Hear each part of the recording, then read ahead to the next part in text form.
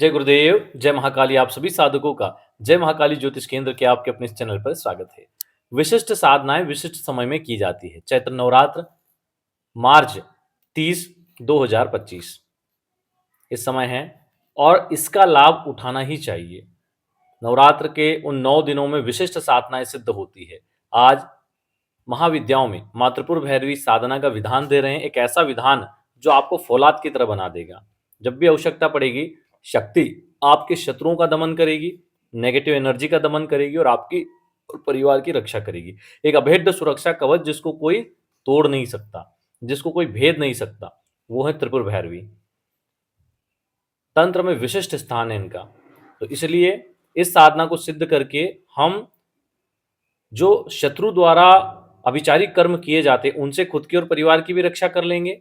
इसके साथ में हम प्रहार करेंगे, यानी कि हम डिफेंस और अटैक दोनों कर पाएंगे। शत्रु को भी हम परास्त कर पाएंगे इस शक्ति के माध्यम से, और ये सिद्ध होती ही है। इसके प्रभाव बहुत जबरदस्त हैं। इस साधना को अगर आपने किया तो 1 से 3 महीने के अंदर इसके जबरदस्त प्रभाव देखने को मिलते हैं। तो अवश्य करना चाहिए। लेकिन कभी भी कोई साधना करो, चाहे शत्रु के निमित्त क्यों ना करो, तो आपको वहां पे संकल्प होना चाहिए ज्ञात अज्ञात शत्रु, हमारे ज्ञात और अज्ञात शत्रु जो हमें नुकसान पहुंचाना चाहते हैं, इस टाइप का संकल्प लो। तो इसमें दोष लगने में वो होता है, कम होते हैं। क्योंकि कई बार आपने कई ऐसे व्यक्ति का नाम ले लिया जिसका दोष नहीं है और उसको हानि हो गई, तो फिर उसका दोष तो आपको गंभीर लगता है। तो इस वजह से ज्ञात अज्ञात शत्रु बोलेंगे तो भगवती स्वयं चयन करेगी कि कौन आपका शत्रु है और कौन नहीं है, और उसी हिसाब से वे इसे दंड देती है।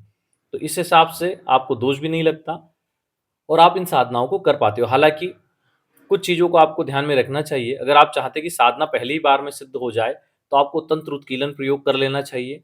पाप ताप दोष निवारण साधना हर एकादशी या हर गुरुवार को करनी चाहिए। तो इससे पाप ताप दोष निवारण होंगे, इस जन पूर्जन के भाग्योदय होगा। तंत्र उत्कीलन प्रयोग से यंत्र मंत्र तंत्र कवच जो भी किलित हैं, स्तोत्र आदि सब उत्कीलन हो जाएंगे। तो मंत्र भी आपके सटीक तरीके से काम करेंगे और सिद्धि जल्दी होगी। जो लोग करते हैं उनको इसके जबरदस्त अनुभव मिलते हैं, और जो लोग गुरु दीक्षा वाले ग्रुप में जुड़े हैं, समय समय पर वहाँ पे स्क्रीनशॉट वगैरह डाल देते हैं, जिन लोगों के मैसेज वगैरह आते हैं, तो उन चीज़ों को, उनके अनुभव आदि हम उसमें डालते रहते हैं, ताकि लोगों को लगे कि किस तरीके से लोगों ने साधना करके अपने डूबते हुए जीवन को ऊपर उठा लिया। तो इस प्रकार से साधना करके उसके लाभ उठाए जा सकते हैं। आज देवी त्रिपुर भैरवी साधना का जो विधान है बड़ा विशिष्ट है, और इसको करके अवश्य ही लाभ उठाइए। चलिए इसको समझिए कैसे करना है। 30 मार्च 2025 नवरात्र शुरू हो रहे हैं। रात्रि 10 बजे या 11 बजे से साधना को करो। देखो, विशिष्ट साधनाओं में अनुभव चाहिए तो इनका जो समय होता है ना, 12 बजे से 3 बजे का होता है। अगर अनुभव अनुभव चाहिए या शक्तियों को देखना है, तो इसका जो समय होता है वो 12 से 3 ही होता है। लेकिन फिर भी जिन लोगों से नहीं होता वो 10 बजे से शुरू कर सकते हैं। पीले वस्त्र या काले वस्त्र का इसमें आप प्रयोग कर सकते हैं। इसमें आप पूर्वमुखी होकर बैठ सकते हैं। वैसा स्थान में दिक्कत आए तो पश्चिम या उत्तर भी बैठ सकते हैं, दक्षिण ना बैठें, उग्र हो जाता है। तो इस प्रकार तीनों ही दिशाओं का चयन कर लें। अपना पवित्रीकरण आचमन करके अपना आसन लगा के जैसे वस्त्र वैसा ही आसन बिछा लें। सामने एक लकड़ी का बाजोट रखें, पटिया, उसके ऊपर भी जो वस्त्र आसन है उसी कलर का कपड़ा रखें। ठीक है, वहां पर माता त्रिपुर भैरवी की एक फोटो स्थापित करें। फोटो मार्केट में मिल जाएगी या इंटरनेट से निकाल के फ्रेम करवा लें। उसके सामने माता त्रिपुर भैरवी सिद्ध यंत्र स्थापित करें, क्योंकि यंत्रार्चन भी होगा इसमें। ठीक है, अपना पवित्रीकरण और आचमन कर लें। उसके बाद में एक दीपक प्रज्वलित करें।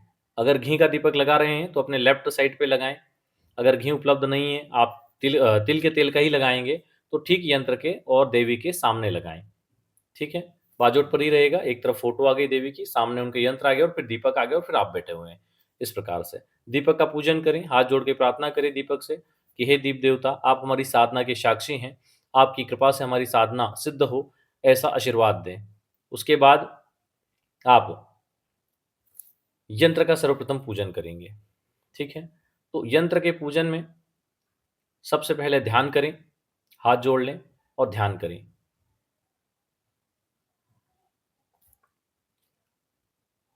यंत्र का ध्यान मंत्र नोट कर लें।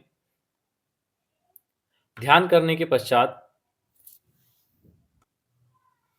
यंत्र का मध्य में पूजन करें। जो इसका यंत्र पूजन का मंत्र है उसको नोट करें। ओम एम ह्रीम घौ त्रिपुराय नमः।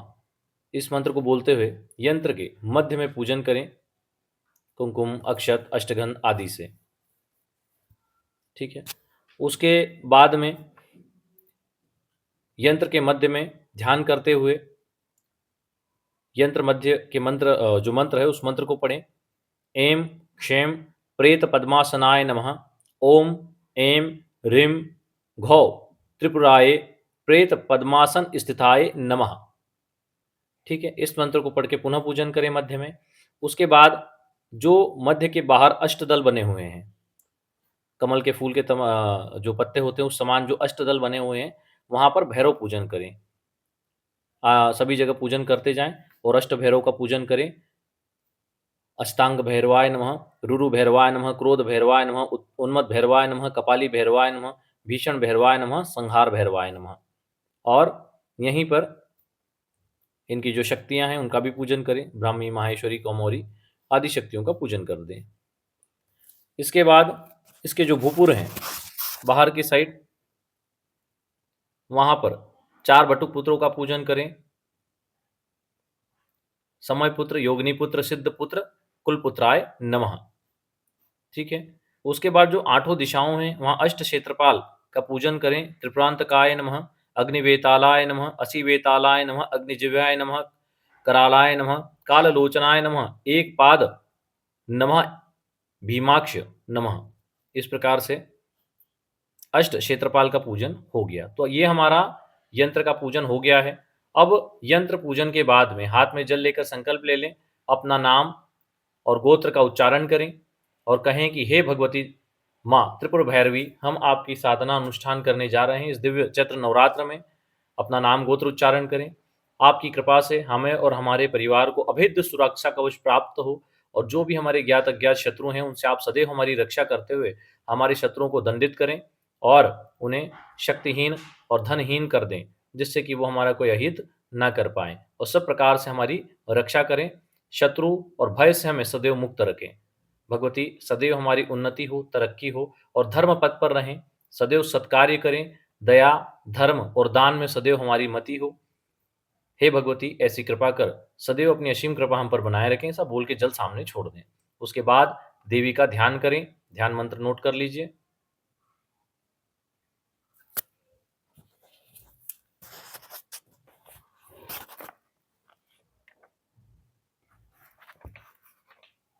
देवी का ध्यान मंत्र नोट करें। उदत भानु सहस्त्र कांति मरुण क्षोमा शिरोमालिकाम रक्तालिप्त पयोधराम जपवटिम विद्याम भीतिम वरम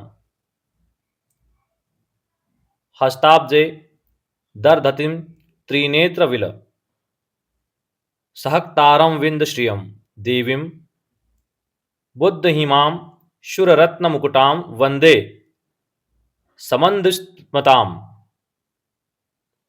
इस प्रकार देवी का हाथ जोड़कर ध्यान करें। उसके बाद में हाथ में जल लेकर विनियोग करें। ओम अश्रश्री त्रिपुर भैरवी मंत्रस्य दक्षिण ऋषि पंक्तिश्चंद्र त्रिपुर भैरवी देवता एम बीजम ह्रीम शक्ति क्लीम क्लिकम महाभिष्ट सिद्धय जपे विनियोग बोल के जल सामने छोड़ दें। उसके बाद में ऋषिन्यास करें, करन्यास करें, दोनों ही नीचे दिए हुए हैं, स्क्रीन पे दिए हुए हैं, और पुनः भगवती का ध्यान कर लें। उदत भानु सहस्त्रकांति मरुण शोमाम शिरोमालिकाम, इस मंत्र से पुनः देवी का ध्यान करें। ध्यान करने के पश्चात देवी के कवच का पाठ करें। कवच आपको हमने डिस्क्रिप्शन में दे दिया है। इतना बड़ा कवच स्क्रीन पे नहीं दे सकते तो चैनल के जो डिस्क्रिप्शन है वहां पर जाकर देख लो, उसका कवच दिया हुआ है, वहां से नोट कर लो। फिर देवी के कवच का पाठ कर लो। कवच का पाठ करने के बाद में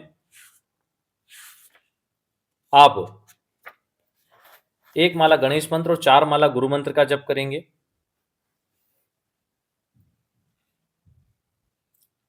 इसके बाद में आपने कोई भैरव साधना की है तो भैरव जी का मंत्र जप करेंगे,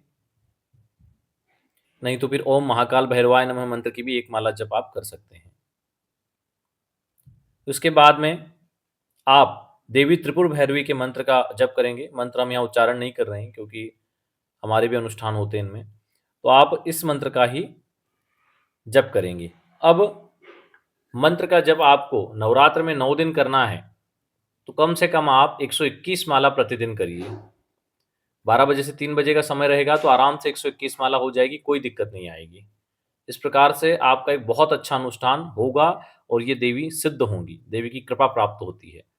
तो इस प्रकार प्रतिदिन आपको जप करना है। जप करने के पश्चात क्षमा प्रार्थना करें हाथ जोड़ के, मंत्रहीनम क्रियाहीनम भक्तिहीनम जनार्दन यत पूजितम मया देवी परिपूर्णः तदस्तु मे आह्वानं न जानामि जानामि सर्जनं पूजा चैव न जानामि क्षम्यन्ता परमेश्वरी पापहं पापात्मा पाप से पाप कर्मा त्राहि मां मां परमेश्वरी सर्व पाप हरो भव त्राहि मां हे पार्वती नाथ सर्व पाप हरो भव। इस प्रकार से क्षमा प्रार्थना करें। उसके बाद थोड़ा सा जल अपने आसन के नीचे छोड़ें और उसी जल को दोनों आंखों को लगाएं। 4 बार मस्तक को लगाकर बोलें शक्राय वशट। ठीक है। अब यहाँ पर जो भोग लगाना है उसमें आप बेसन के लड्डू या मिठाई लगा सकते हैं और उसको स्वयं ही ग्रहण करना है।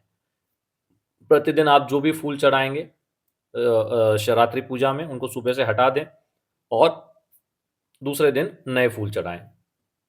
ठीक है। जो भी आपके पास गुलाब या गेंदे के जो भी फूल उपलब्ध हों उनसे पूजन करें। प्रतिदिन पूजन करें यंत्र का, इन्हें लाने की ज़रूरत नहीं है।